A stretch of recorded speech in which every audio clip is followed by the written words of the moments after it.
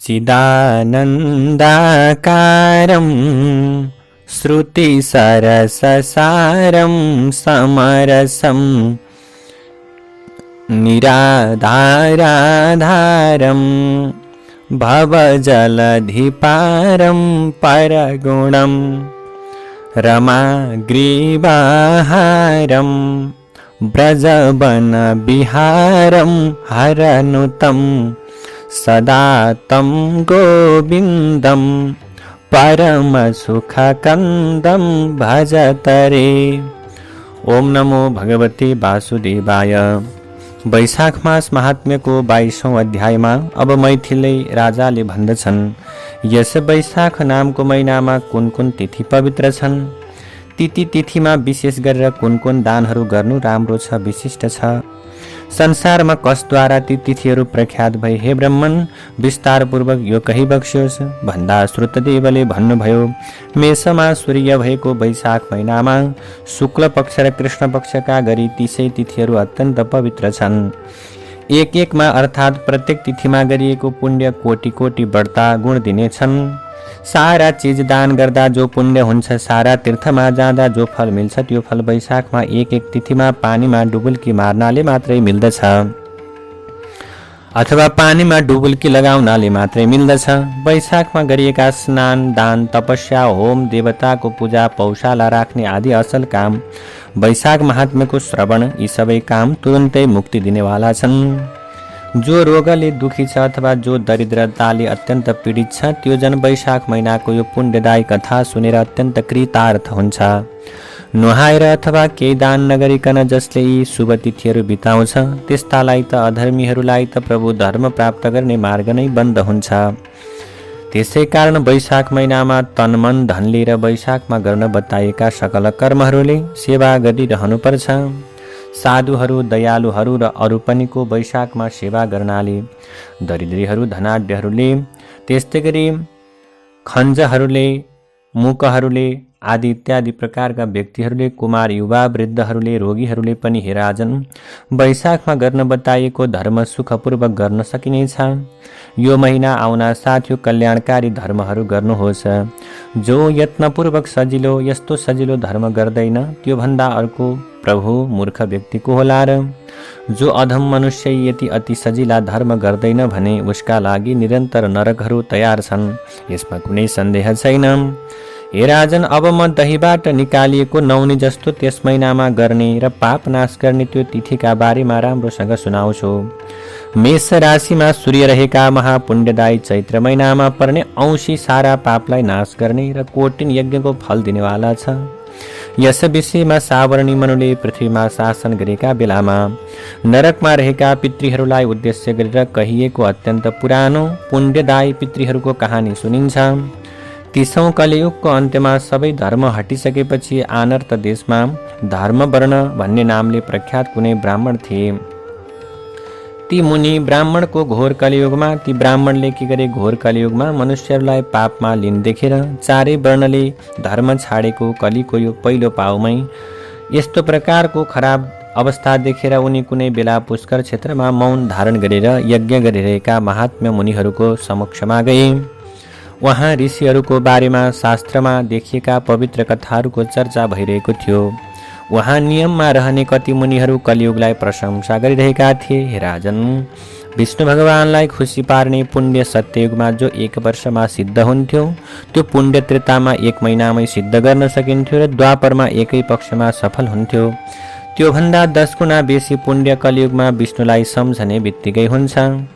अलिकति पनि पुण्य कलियुगमा करोडौं गुणा बेसी हुन्छ।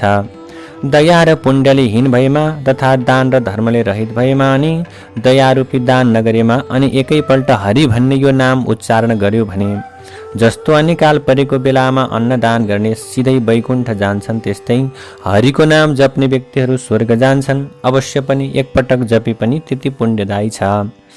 यसै भाषण भइरहेको बेलामा नारद मुनि त्यहाँ टुप्लुक्क आइपुगेर अब अत्यन्त प्रकारका खराब कर्म गर्दै नाच्न थाले। तब त्यहाँ बसेका सभासदहरूले मुनिलाई, हे नारद, तिमीले यो के गरेको भने? तब ती बुद्धिमान मुनिले ती सबैलाई नाच्दै हाँस्दै भने, पुण्यात्मा भएका हजुरले नाच कीर्तन गर्दै सन्तोषपूर्वक जो यो भन्नुभयो त्यसबाट हामी यो सिद्ध गर्दछौँ कि थोरै प्रयासले सजिलैसित पुण्य मिल्ने यो कलिकाल आयो। यसमा कुनै सन्देह छैन। कलीमा अलिकतिले पनि धेरै पुण्य मिल्दछ भन्ने यो साँचो कुरा हो। यसमा कुनै प्रकारको संशय छैन। जुन योगमा दुःख नासिदिने भगवानलाई सम्झनाले पनि खुसी हुनुहुन्छ। त्यसैले बाबु हो, तिमीहरूलाई म भन्दछु, यसै गरी के गर्नु पर्दछ? कर्म गर्नु पर्दछ। यसरी भगवान यो कलियुग आएपछि हजुरहरूले अब यहाँ बस्नु ठिक छैन। त्यसकारण यो भारतवर्षलाई छाडेर हजुरहरू कुनै अरू देशहरूमा जहाँ हजुरहरू खुसी रहनुहुन्छ त्यहीँ जानुहोस्। नारदको यस्तो वचन सुनेर नियमपूर्वक कर्म गरिरहेका मुनिहरू तुरन्तै यज्ञ सकेर ती जताबाट आएका थिए त्यतै गए। धर्म वर्णले पनि त्यस्तो कुरालाई सुनेर त्यो ठाउँ त्याग्न चाहेर नियम र ब्रह्मचर्यमा रहेर दण्ड र कमण्डलु लिएर उनी के गरे? त्यहाँबाट हिँडे। जहाँ जहाँ गए वहाँ वहाँ उनले घोर पाप कर्ममा लागेका दुष्ट मनुष्यहरूलाई देखे। सारा ब्राह्मणहरू पाखण्डमा रत भएका। त्यस्तै गरेर सबै प्रकारका व्यक्तिहरू खराब कर्म गरिरहने। पशुहरूमा पनि त्यस्तै प्रकारको अवस्था। त्यस्ता खराब कुराहरू देख्दै उनले देखेका ठाउँमा भूत प्रेत पिशाच आदि नै फल दिनेवाला देवता कसैले मानिरहेका। पापमा रत भएका मनुष्यहरू तिनैलाई श्रद्धापूर्वक पूजा गरेका। सारा कुकर्ममा लागेका छन्। कुकर्मका लागि नै हुरुक्क हुन्छन्। सधैँ कपटमन भएकाहरू झुटो गवाही दिन्छन्। कलियुगमा हमेशा मान्छेहरू मनमा अर्कै सोच्दछन्, मुखले अर्कै भन्दछन्, काम चाहिँ अर्कै गर्छन्। सबैको मतलबी विद्या हुन्छ। दरबारमा पनि मतलबी विद्याका विद्वान पुजिन्छन्। त्यसैले कलियुगमा आसुरी प्रकारको विज्ञान विद्या जान्नेहरूलाई ओहो भन्दछन्। कलियुगमा सबै वैदिक ब्राह्मणहरू दरिद्र हुने, मनुष्यहरूमा विष्णु भक्ति नहुने, पुण्य क्षेत्र प्रायजसो पाखण्डीहरूले भरिएको हुने, कलियुगमा खराब प्रकारको धर्मको व्याख्या हुने, तमोगुणमा मानिसहरू अत्यन्त लागिरहने, कलिका सबै मनुष्यहरू अल्पायु हुने, दयालेहीन भएका सारा सठहरू धर्मको व्याख्या गर्ने, ती सबै के कति पाइन्छ भन्ने कुरामा मात्र इच्छुक रहने, दरिद्रताले लोभले उनीहरू अत्यन्त खराब कर्म गर्ने, सज्जन भएको ठाउँमा कोही पनि जाँदैनन्, बेकार अर्काको निन्दा गरिरहन्छन्। सर्वोच्च घर गइसकेपछि अथवा कर्मचारीले के गर्दछ? आफ्नो मालिककै खराब गुणगान अथवा खराब प्रकारको कुरा गर्दछ। त्यसैले साधुहरूलाई पनि कसैले केही पनि नमान्ने, ठुला ठुला पापीहरू भने अहो विशिष्ट भनेर मानिने। यसरी ती दुष्ट हट्टीहरू साधुहरू एउटै दोष पाए भने पनि बजारमा हिँडिरहने, खराब प्रकारको कर्म गर्दै त्यही प्रकारको कुरा भन्दै। त्यसैले प्रभु रस पनि मिठो गुणलाई त्याग्छन् अथवा नमिठा रसहरू पनि हुन्छन्। ऋतुहरू पनि उल्टापाल्टा हुन्छन्, अर्थात् एक ऋतुमा हुने कुरा अर्कै ऋतुमा हुन्छ। सारा राष्ट्रमा अनिकाल पर्ने, कलियुगका मानिसहरू अत्यन्त खराब मात्र कर्म गर्ने। जो अधिक गुणवाला व्यक्ति वेद वेदान्त विद्यामा श्रद्धा राख्दछन्, बिचरा ती श्रद्धारुहरूलाई, ती ठुला भएकाहरू वेद पढ्ने अथवा राम्रो विद्या जान्नेलाई उनीहरूले कुनै श्रद्धा नगर्ने यस्तो कलियुगमा हुन्छ। सबै मरेका पितृहरूको श्राद्ध गर्न छोडिएका छन्। वेदले बताएका क्रियाहरू गर्न छोडिसकेका छन्। कलियुगमा कसैको पनि जिब्रामा कहिल्यै विष्णुको नाम छैन। सारा जन श्रृङ्गारमा चुर्लुममा डुबेका छन्। यसरी आश्चर्य छ कि कलियुगमा कहीँ मनुष्य कुनै मनुष्यमा पनि विष्णुको सेवा हुन्थ्यो, न शास्त्रको वार्ता हुन्थ्यो, न योगको दीक्षा हुन्थ्यो। त्यसैले न कहीँ तीर्थयात्राको उत्सव नै थियो, न दान धर्म नै गरिन्थ्यो। कलिका प्रभावले उन्मत्त भएका व्यक्तिहरू ती पापीहरूलाई देखेर केही डराएका र आश्चर्यचकित भएका धर्मवर्ण पनि पापले आफ्नो वंश पनि बिलाएको देखेर टापुतिर गए। सबै लोकहरूमा र सबै टापुहरूमा घुम्दै कुनै दिन हिँडिरहेका ती विद्वान पितृलोकमा गई। वहाँ पुगेर अत्यन्त डर लाग्दा आफ्ना पाप कर्मले नरकमा घुमिरहेका, दौडिरहेका, रोइरहेका, लडिरहेका पापीहरूलाई उही अन्धकूपमा जाकिएर अत्यन्त प्रकारका खराब कर्महरू गरिरहेका त्यस्ता प्रकारका आफ्ना पितृहरूलाई त्यहाँ देखे। त्यस कुवामा प्रभु आश्रय भएको दुबाको फेदलाई कुनै मुसाले खाइरहेको थियो। त्यस मुसाले त्यस दुबाको फेदमा 3 भाग गरिसकेको थियो। केवल 1 भाग मात्र बचिरहेको थियो। त्यस चुडिन लागेको फेदलाई देखेर पितृहरू दुःखले दुब्लाएका थिए, किनभने त्यही दुबोमा आश्रित भएर पितृहरू बसेका। कहीँ नसक्नु अत्यन्त भयङ्कर कहाली लाग्दो, टेक्ने समात्ने केही नहुनाले अडिने ठाउँ कतै नभएको, अगाडि पनि पार पाइ नसक्नु अन्धकूपमा तलतिर हेर्दा आफ्ना कर्मले अत्यन्त दुःख पाएका ती पितृहरूलाई देखेर आश्चर्यचकित भएर दयालु धर्मवर्णले यस्तो प्रकारको कुरा भने, हजुरहरू को हुनुहुन्छ? कुन पार पाइ नसक्नु कर्मले यस कुवामा हजुरहरू रहनु भएको छ? त्यसै गरी कसको गोत्रमा जन्मनु भएको थियो? के गरेदेखि यहाँबाट छुटकारा पाउनुहुन्छ? यो सबै कुरा हजुरहरू भन्नुहोस्, आजै हजुरहरूको कल्याण हुनेछ। उनले यसरी सोधिएका ती पितृहरू अनि अत्यन्त दुखित भएर धर्म र श्रुति अगाडि सारेर दया लाग्दो प्रकारको कुरा भने। पितृहरूले भन्दछन्, हामी श्रीवत्स गोत्रीय हौँ, पृथ्वी तलमा निसन्तान थियौँ, हामीहरू पिण्ड नपाउने, श्राद्ध नगरिने भयौँ, त्यसैले गर्दा यसरी दुःख पाइरहेका छौँ। कलियुगमा पापको कारण हामीहरूको वंश पनि निसन्तान भयो। पापले वंश क्षय भएको हुनाले हामीहरूलाई पिण्ड दिने कोही पनि भएन बाबु। त्यसै कारणले वंशरूपी सूत्र आधार नभएका पापी हामीहरूको पतन यो अन्धकूप नाम गरेको नरकमा कुवामा भएको छ। वंशमा एउटै ठुलो यशस्वी धर्मवर्ण भनिने सन्तान छ रे। ऊ पनि विरक्त भएर संसारमा घुमी हिँडिकाले गृहस्थ आश्रममा ऊ रहेन। त्यसैले गर्दा हामी दुर्वाको डाँठमा झुन्डिएर छटपटाइरहेका छौँ। त्यो दुबो पनि नझाङ्गिएकोले त्यसको जरोलाई हरेक दिन मुसाले काटिरहेको छ। वंशमा एउटै सन्तान बचेको हुनाले यो दुबोको फेद केही बाँकी छ। हे मुनि, हे सौम्य, त्यो पनि हेर मुसाले खाइरहेको छ। हे बाबु, त्यो सन्तानको आयु सकिएपछि बाँकी रहेको भाग पनि मुसाले सफाचट पार्नेछ। त्यसपछि हामीहरू उत्रिन सक्नु अन्धकूप कुवामा झर्नेछौँ, जहाँबाट कहिले उत्रिन सकिँदैन।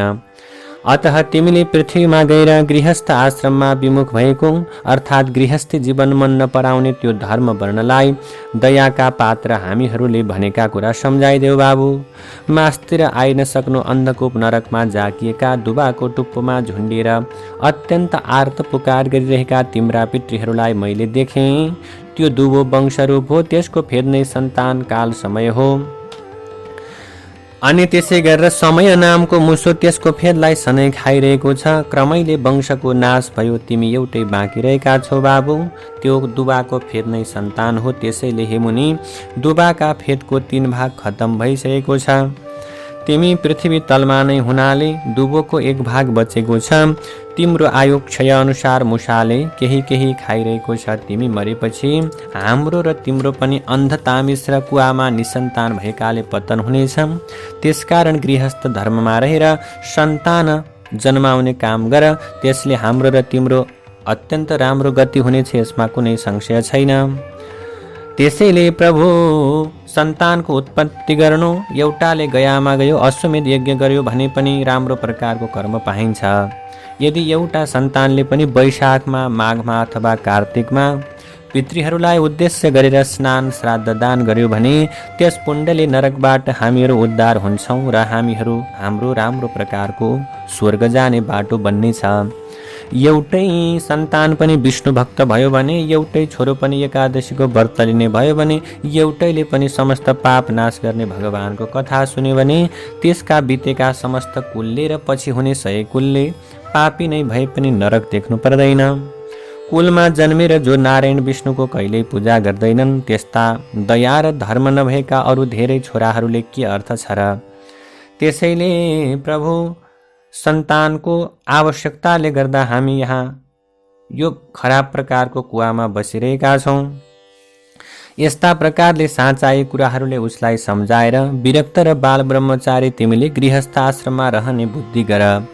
पितृहरूको यस्तो वचन सुनेर अत्यन्त आश्चर्य भएका धर्मवर्णले प्रणाम गरेर हात कपाउँदै हात जोडेर रुँदै भने, हजुरहरूको वंशको बिँडो धर्मवर्ण नाम हुने त्यो व्यक्ति म नै हुँ। कलियुगमा कसैको पनि जिब्रो अथवा भनौँ जिब्रोले भगवान विष्णुको नाम लिइरहेको छैन। त्यसैले प्रभु पृथ्वीमा अत्यन्त पापी मनुष्यलाई देखेर सशङ्कित भएकोमा दुर्जनहरूको सङ्गतबाट डराएर अरू द्वीपहरूमा घुम्दै घुम्दै घुम्दै रहेको छु। हे मेरा पूज्य पितृ हो, यस कलीका 3 पाउ बितिसके, अन्तिम पाउमा पनि यतिखेर अरू 3.5 भाग खत्तम भइसके। अझसम्म पनि हजुरहरूको दुःख मैले जान्न सकिनँ।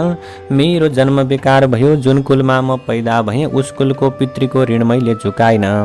जो जन्मिकन भगवान विष्णुलाई, पितृहरूलाई, देवताहरूलाई र ऋषिहरूलाई पूजा गर्दैन उसको अन्नको शत्रु पृथ्वीको भार त्यस्तालाई जन्मिएर के काम। त्यसैले म हजुरहरूको आज्ञालाई पुरा गर्दछु, तर त्यस्तो आज्ञा मलाई दिनुहोस् जुन आज्ञाले पृथ्वीमा रहँदा सांसारिक कलीको बाधा नहोस्। अब हजुरको छोरो मैले पृथ्वी तलमा गर्नुपर्ने समस्त काम गर्छु। त्यो वंशको बिँडो यति भनिएका पितृहरू केही दुखी भएर हे राजन यस्तो भन्न थाले, हे बाबु छोरा, हे पुत्र, सन्तान नहुनाले नरकमा गिरेका उहाँ पनि दुबाको त्यान्द्रोमा झुन्डिरहेका महात्मा, तिम्रा पितृहरूको यो दशा हेर। अब तिमी गृहस्थ आश्रममा रहेर सन्तानद्वारा हाम्रो उद्धार गर बाबु। जो विष्णु भगवानको कथा सुन्नमा भन्नमा, भगवान विष्णुको कथा सुन्नमा आसक्त रहन्छन्, जो हमेशा हरिलाई सम्झन्छन्, जो सदा चारमा अटल छन्, सदाचारमा रहिरहन्छन्, तिनीहरूलाई कलीले बाधा गर्दैन। हे छोरा, जसको घरमा शालिग्राम शिला रहन्छ अथवा जसको घरमा महाभारतको पुस्तक रहन्छ त्यसलाई कलीले बाधा गर्दैन। जसको पेटमा विष्णु भगवानलाई भोग लगाइएको अन्न रहन्छ, जसको कानमा तुलसीको पत्र रहन्छ उसलाई कलीले बाधा गर्दैन। जसको हातमा तुलसीको माला रहन्छ, जसका हातमा पवित्र रहन्छ, जसको जिब्रोले हरिको नाम जपिरहन्छ भने उसलाई कलीले बाधा गर्दैन। जो वैशाख धर्ममा लागेको छ अथवा जो माघ महिनाभरि नुहाउँछ अथवा जो कार्तिकमा दीपदान गर्छ उसलाई कलीले बाधा गर्दैन। जो दिनहुँ पाप नाच्ने मोक्ष दिने अत्यन्त सुन्दर महात्मा विष्णुको कथा सुन्दछ उसलाई कलीले बाधा गर्दैन। जनको घरमा वैश्वदेव हुन्छ, जसको घरमा कल्याणकारी तुलसी छन्, जसको आँगनमा शुभ दिने अथवा राम्रो प्रकारको कर्म गर्ने त्यो प्रकारले गाई छन् भने त्यो घरमा कलीले बाधा गर्दैन। त्यसै कारण हे छोरा, पापात्मा योग भए पनि हे बाबु तिमी झट्टै पृथ्वी तलमा जाऊ, किनकि यो वैशाख नामको महिना हो। मेष राशिमा सूर्य रहेको बेलामा प्राणी मात्रको उपकारका लागि शुक्ल कृष्णका गरी 30वटा गेगर पुण्यदायी तिथिहरू धेरै धेरै पुण्य दिनेवाला छन्। प्रत्येक तिथिमा गरेका पुण्य कोटि बेसी गुण दिनेवाला छन्। तिनमा पनि चैत्र कृष्णको औँसी मनुष्यहरूलाई मुक्ति दिनेवाला छ। यो तिथि देवताहरूको अत्यन्त प्रिय छ। यो तिथि तुरुन्तै मुक्ति दिनेवाला छ बाबु। जो मनुष्यहरू आफ्ना पितृको उद्देश्य गरेर त्यस दिनमा श्राद्ध गर्दछन् र पानीले भरिएका घैला पिण्डदान गर्दछन् भने त्यो अक्षय फल दिनेवाला हुन्छ। हे छोरा, हे पुत्र, जो जन चैत्र कृष्ण औँसीमा श्राद्ध गर्दछन् तिनीहरूले गया क्षेत्रमा गएर करोडौँ श्राद्ध गरे पनि अथवा यसरी करोडौँ श्राद्ध गरे भने पनि हुन्छ, यसमा कुनै दुविधा छैन। यदि चैतको औँसीमा यथाशक्ति कर्मले श्राद्ध गर्दछन् भने गयामा गएर करोडौँ श्राद्ध गरे बराबरको हुन्छ। जो जनले चैत्र कृष्ण औँसीमा दान गर्दैनन् तिनीहरूका पितृहरू मुक्ति हुन सक्दैनन्। त्यसैले जो जन चैतको औँसी तिथिमा पानीले भरिएको घडासहित सुन्दर प्रकारका वस्तुहरू दुखी गरिबलाई दान गर्दछ भने उसका समस्त कुलपितृहरू उद्धार हुन्छन्। त्यस दिन जल भरिएको घडा दान दिएर श्रद्धापूर्वक श्राद्ध गर्नाले पितृलोकमा रहेका पितृहरूले सुन्दर प्रकारका भोजन गर्न पाउँछन्। हे बाबु जाऊ, सारा पितृहरूको उपकारका लागि गृहस्थ आश्रममा रहौ र धर्म अर्थ कामले सन्तुष्ट भएर उत्तम सन्तान पैदा गर। त्यसपछि फेरि मुनिको वृत्ति लिएर तिमी सुखपूर्वक द्वीपहरूमा घुम्नु। यसरी काम गराइएका ती मुनि तुरुन्तै पृथ्वी तलमा गए। मेषमा सूर्य रहेको त्यस पुण्य महिनामा बिहानै नुहाएर पितृहरूलाई, देवताहरूलाई, ऋषिहरूलाई तर्पण दिएर पाप नाश गर्ने श्राद्ध र जलले भरिएको घडा दान गरे। त्यस दान र श्राद्धको प्रभावले उनका समस्त पितृहरूको कहिल्यै फर्कनु नपर्ने मुक्ति भयो, अर्थात् वैकुण्ठमा बास भयो। अनि आफूले पनि विवाह गरेर सज्जन सन्तान पैदा गरेर उनले समस्त पाप नाश गर्ने त्यो चैत्र कृष्ण अमावस्यालाई विश्वमा प्रसिद्ध गराए। फेरि पछि आफू मुनि भएर गन्धमादनमा पुगे। त्यसकारण कल्याण गर्ने चैतको औँसी अत्यन्तै पुण्यतिथि हो। विश्वमा यो प्रकारको तिथि पितृहरूका निम्ति अत्यन्तै प्रिय छ। जय जय श्री स्कन्द पुराणे वैशाख महात्म्ये नारदाम्बरीश संवादे कलिधर्म निरूपणे धर्मवर्ण पितृमुक्तिर्नाम द्वाविंशोऽध्यायः। नारायण हरि हरि। श्रीकृष्ण गोविन्द हरि मुरारे। हे नाथ नारायण वासुदेव। अनंत वैकुंठ मुकुंद कृष्ण गोविंद दामोदर माधवेति।